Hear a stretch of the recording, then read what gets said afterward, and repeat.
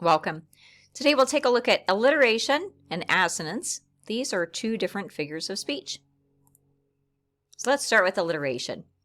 Alliteration is the repetition of a letter or sound in multiple words in the same line or sentence. We could take a look at some examples here. Janet joins the juggler's jiggle dance. So this use here of the J sound over and over again in that sentence, that's an example of alliteration. Another example here, Arnold asked for Arya's apple fritter. So here we've got this A sound that's repeated over and over in the sentence. That gives us alliteration.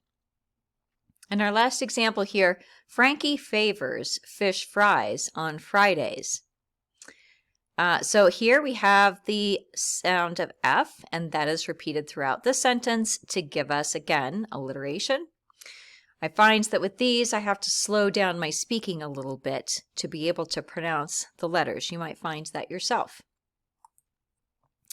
With assonance, assonance is the repetition of a vowel sound in a phrase or in poetry.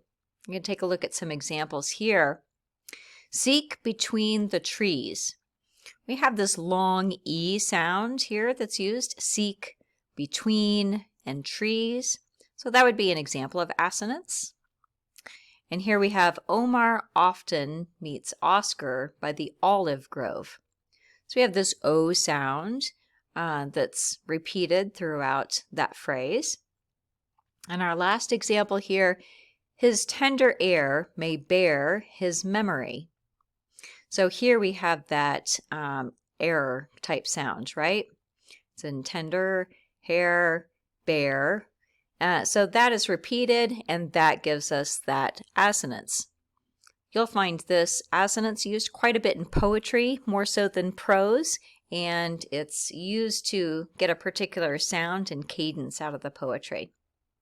So, alliteration and assonance, two different types of figures of speech.